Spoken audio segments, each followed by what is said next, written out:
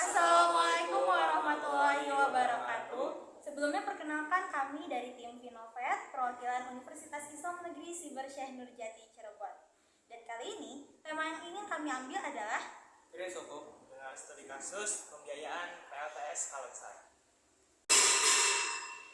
Green Sukuk untuk energi terbarukan, studi kasus pembiayaan proyek pembangkit listrik tenaga surya PLTS skala besar. Sebagian listrik dunia dihasilkan dari batu bara dan sumber daya karbon yang merupakan penyebab utama pemanasan global. Berdasarkan data DEN, presentasi bauran energi tertinggi tahun 2023 masih didominasi batu bara 40%, minyak bumi 30,18%, gas bumi 16,28%, dan energi terbarukan baru 13,09%. Oleh karena itu, penggunaan energi terbarukan dipandang sebagai solusi untuk mengurangi dampak pemanasan global. Untuk mencapai hal tersebut, pemerintah berupaya memastikan tercapainya target penggunaan energi terbarukan sebesar 20% pada tahun 2025. Indonesia berkomitmen mengembangkan energi bersih untuk mengatasi perubahan iklim global. Komitmen ini diangkat pada COP29 di Baku, Azerbaijan, tanggal 11 sampai 22 November 2024. Sesuai visi Presiden Indonesia Prabowo Subianto, pemerintah menargetkan pertumbuhan ekonomi lebih dari 8% per tahun untuk mencapai NZE pada tahun 2060 melalui pembangunan pembangunan ramah lingkungan, berketahanan, dan inklusif. Energi bersih dianggap kunci untuk mencapai tujuan tersebut dengan dukungan kebijakan dan program pembangunan hijau. Salah satu upaya nyata dan bentuk komitmen pemerintah guna mendukung pembiayaan berkelanjutan adalah menerbitkan Green Sukuk sebagai pembiayaan inovatif. Perumusan masalahnya, yang pertama itu ada mengapa sih partisipasi masyarakat dalam Green Sukuk masih rendah. Yang kedua, bagaimana peran pemerintah untuk meningkatkan minat para investor pada instrumen pendanaan Green Sukuk. Yang ketiga ada apakah proyek PLTS skala besar dapat memberikan keuntungan yang optimal bagi para investor. Nah, apa sih yang namanya Green Sukuk itu? Green Sukuk adalah surat berharga syariah yang digunakan untuk membiayai proyek ramah lingkungan. Green Sukuk merupakan instrumen keuangan inovatif yang mendukung komitmen Indonesia dalam memerangi perubahan iklim.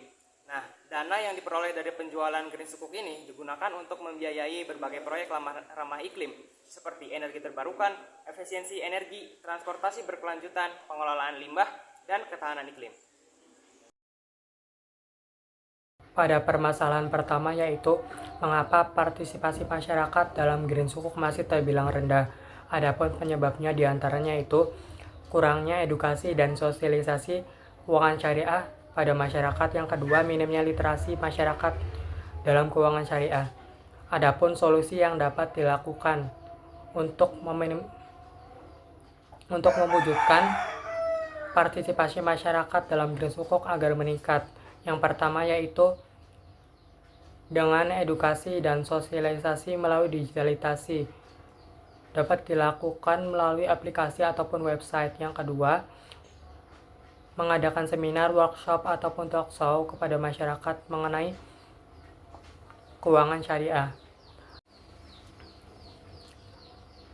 Adapun peran pemerintah yang telah terrealisasikan untuk meningkatkan partisipasi masyarakat dalam pembiayaan Green Sukuk ini.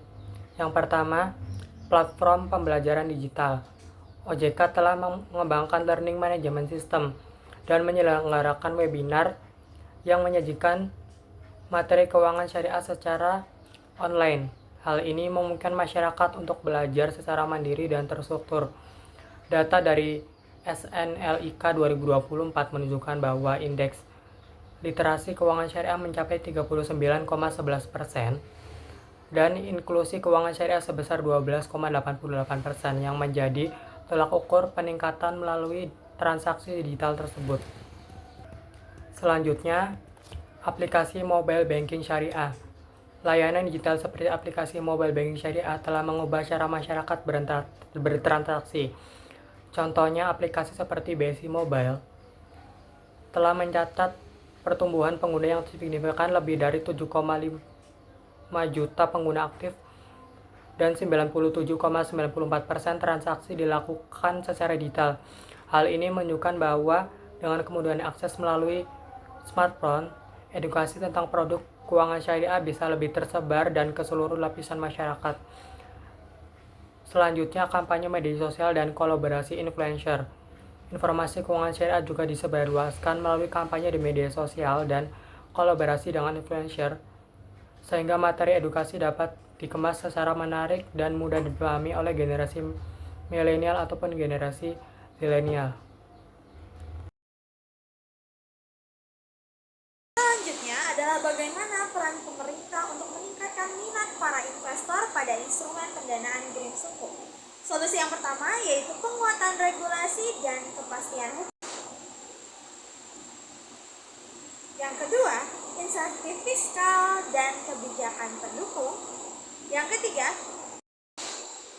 pengembangan infrastruktur pasar. Dan yang keempat, kolaborasi publik dengan swasta dan internasional.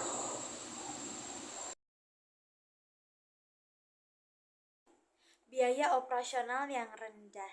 Menurut data yang kami dapat dari bisnis.tempo.co, dalam beberapa dekade terakhir, biaya investasi untuk PLTS telah menurun drastis hingga 90%. 10 tahun yang lalu, biaya untuk 1 kW KWP senilai dengan lebih dari 15.000 US dollar yang setara dengan 243.209.500 rupiah. Namun saat ini di Indonesia khususnya, biaya untuk 1 KWP yaitu senilai 13 juta hingga 18 juta rupiah saja. Permintaan energi bersih meningkat. Tren global menuju energi terbarukan meningkatkan permintaan listrik dari PLTS. Banyak perusahaan besar dan bahkan pemerintah yang mulai beralih ke green economy dan tentunya sangat mendukung proyek PLTS skala besar ini. Selanjutnya terdapat insentif pemerintah. Pada Agustus 2024, pemerintah Indonesia melonggarkan persyaratan tingkat komponen dalam negeri TKDN untuk proyek energi terbarukan yang didanai oleh investor asing. Proyek yang menerima setidaknya 50% pendanaan dari lembaga multilateral atau bilateral asing dibebaskan dari persyaratan TKDN. Langkah ini bertujuan untuk menarik lebih banyak investasi asing dan memanfaatkan pinjaman konsesional dari Bank Pembangunan Nasional. Pemerintah juga mendorong penggunaan PLTS atap dengan memberikan berbagai insentif, seperti pengurangan tagihan listrik berdasarkan selisih antara konsumsi dan produksi listrik, perpanjangan masa berlaku kredit energi surplus, dan pengurangan biaya kapasitas bagi industri. Selanjutnya, pendapatan jangka panjang dengan kontrak jual beli listrik Power Purchase Agreement atau PPA yang stabil, investor dapat memperoleh pendapatan dalam jangka panjang.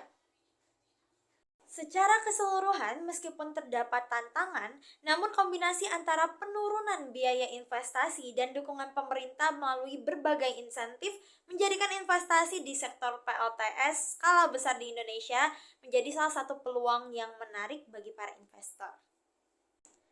Proyek PLTS skala besar melalui Green Sukuk merupakan inovasi strategis yang mendukung target energi terbarukan dan pengurangan emisi karbon. Proyek ini tidak hanya menghasilkan listrik yang bersih dan ramah lingkungan, namun juga dapat membuka peluang investasi, membuka lapangan pekerjaan, dan bahkan mendorong terjadinya pertumbuhan ekonomi hijau yang menjadi salah satu isu yang cukup krusial di negara kita tercinta. Sekian, terima kasih. Kami dari Finovet pamit undur diri. Wassalamualaikum warahmatullahi wabarakatuh.